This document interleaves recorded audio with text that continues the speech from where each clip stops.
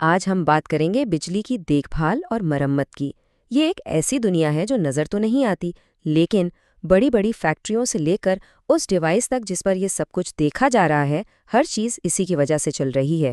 تو چلیں ذرا اس کو قریب سے سمجھتے ہیں۔ اچھا، کبھی سوچا ہے کہ جب کوئی الیکٹریکل سسٹم فیل ہوتا ہے تو اس کی اصل قیمت کیا ہوتی ہے؟ مطلب یہ صرف ایک چھوٹی موٹی پریشانی تو نہیں ہے نا؟ بس یہی وہ سوال ہے جو ہمیں اس پورے موضوع کی جڑ تک لے جائے گا۔ دیکھیں، اس ناکامی کی قیمت کو ہم نمبروں میں بھی دیکھ سکتے ہیں۔ یہ جو فارمولا نظر آ رہا ہے یہ ہے ڈاؤن ٹائم پرسنٹیج کا، یعنی سیدھی سی بات ہے، جتنی دیر سسٹم بند رہے گا اتنا ہی پروڈکٹیوٹی اور پیسے کا نقصان ہوگا۔ تو مقصد کیا ہوا؟ مقصد یہ ہے کہ مرمت میں کم سے کم وقت لگے اور ایک خرابی سے دوسری خرابی کے بیچ کا وقت زیادہ سے زیادہ ہو۔ اسی لیے ایک اچھی مینٹیننس اتنی زیادہ ضروری ہے۔ تو ٹھیک ہے، مسئلہ کتنا بڑا ہے یہ تو سمجھ آ گیا۔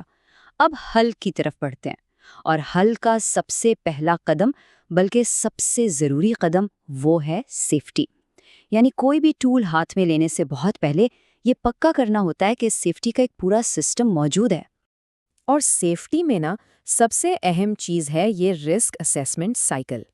اب یہ کوئی ایسی چیک لسٹ نہیں ہے کہ ایک بار ٹک کیا اور کام ختم، نہیں، یہ ایک مسلسل چلنے والا پروسیس ہے۔ یہ کبھی رکتا نہیں، ہمیشہ چلتا رہتا ہے۔ اچھا، تو یہ سائیکل کام کیسے کرتا ہے؟ دیکھیں، اس کے 6 سٹیپس ہیں۔ سب سے پہلے تو خطرات کو پہچاننا ہوتا ہے، پھر یہ دیکھا جاتا ہے کہ وہ کتنے سنگین ہیں اور ان کے ہونے کا امکان کتنا ہے۔ اس کے بعد ان کو کنٹرول کرنے کے لیے اقدامات کیے جاتے ہیں، سب کچھ لکھا جاتا ہے، یعنی ڈاکیومنٹ کیا جاتا ہے، اور آخر میں اس پورے پروسیس کو بار بار ریویو کیا جاتا ہے۔ چلیں، سیفٹی کی بنیاد تو ہم نے رکھ دی، اب آتے ہیں اصل مینٹیننس کی اسٹریٹجی پر۔ یہاں مقصد صرف یہ نہیں کہ جب کوئی چیز ٹوٹے تو اسے ٹھیک کر دیں، نہیں، اصل مقصد ہے ایک قدم آگے رہنا، ایک پرو ایکٹیو اسٹریٹجی بنانا۔ تو مینٹیننس کی حکمت عملی کو ہم 3 حصوں میں دیکھ سکتے ہیں۔ پہلی ہے شیڈولڈ یا روٹین مینٹیننس۔ اس کا کام ہے اچانک آنے والی خرابیوں کو کم کرنا۔ پھر اس سے ایک لیول اوپر ہے پریونٹیو مینٹیننس۔ یہ ڈیٹا کو دیکھ کر خرابی ہونے سے پہلے ہی اسے روک دیتی ہے۔ اور سب سے آخر میں آتا ہے جنرل اوور ہال۔ جب کسی چیز کی لائف تقریباً ختم ہو جائے تو اسے بالکل نئے جیسا بنا دیا جاتا ہے۔ تو یہ جو شیڈیولڈ مینٹیننس ہے، یہ اصل میں دکھتی کیسی ہے؟ یہ ایک مینٹیننس کیلنڈر کی طرح ہوتی ہے۔ اس میں روز کے چھوٹے چھوٹے کام بھی ہوتے ہیں، جیسے کوئی ڈھیلا کنیکشن ٹائٹ کر دیا، اور سالانہ بڑے بڑے انسپیکشنز بھی۔ اور اس پوری اسٹریٹجی کی کامیابی کا راز پتہ ہے کیا ہے؟ وہ ہے مستقل مزاجی۔ دیکھیں، جتنی بھی اچھی پلاننگ کر لیں، خرابیاں تو پھر بھی ہو سکتی ہیں، ہے نا؟ تو جب خرابی ہو جائے تو اسے سمجھنا کیسے ہے، اسے ناپنا کیسے ہے؟ کیونکہ ایک مشہور کہاوت ہے کہ جس چیز کو آپ ناپ سکتے ہیں صرف اسی کو مینج کر سکتے ہیں۔ یہاں 2 بہت ہی اہم میٹرکس ہیں۔ پہلا ہے MTTR، یعنی مین ٹائم ٹو ریپیئر، مطلب ایک خرابی کو ٹھیک کرنے میں اوسطاً کتنا وقت لگتا ہے۔ ظاہر ہے ہمارا مقصد اسے کم سے کم رکھنا ہے۔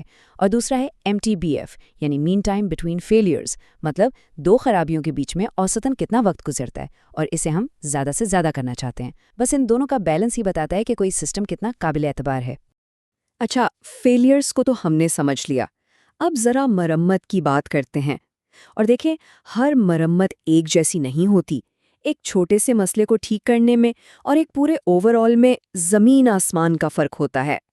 جو معمولی مرمت ہوتی ہے نا، وہ تو روز کا کام ہے۔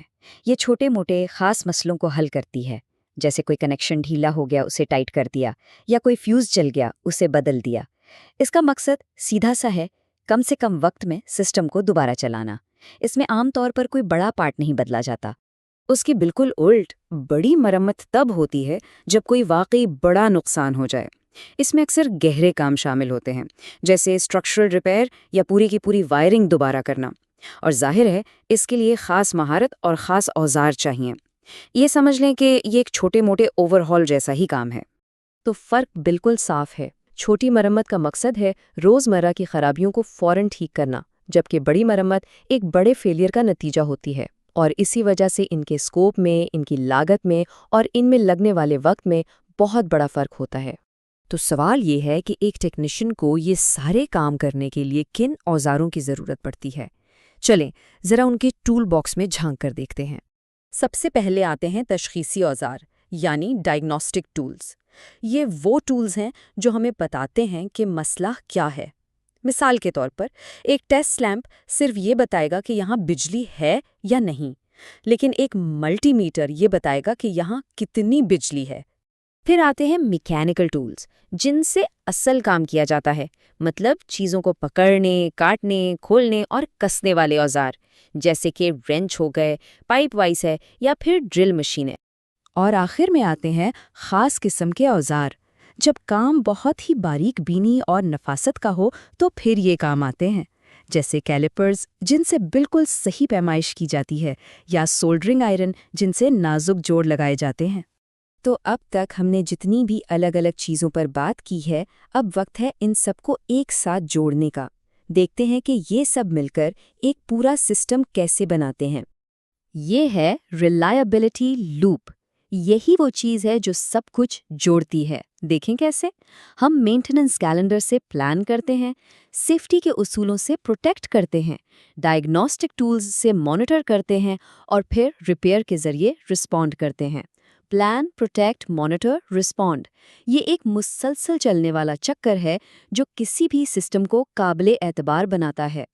آخر میں اس ساری گفتگو کا خلاصہ اس ایک جملے میں کیا جا سکتا ہے کہ اچھی مینٹیننس کا مطلب صرف خرابیاں ٹھیک کرنا نہیں ہے، بلکہ سیفٹی، اسٹریٹجی اور نفاست کے ذریعے ایک قابل اعتبار سسٹم بنانا ہے۔ تو اگلی بار جب کبھی گھر کی لائٹ چھپکے تو ایک لمحے کے لیے سوچئے گا، اس ریلائبلٹی لوپ کا کون سا حصہ سب سے پہلے ذہن میں آئے گا؟ کیا وہ پلاننگ ہوگی، سیفٹی، مانیٹرنگ، یا پھر وہ فوری رسپانس جس کی وجہ سے لائٹ واپس آ گئے؟ اس پر سوچنے سے یہ پورا نظام اور بھی واضح ہو جائے گا۔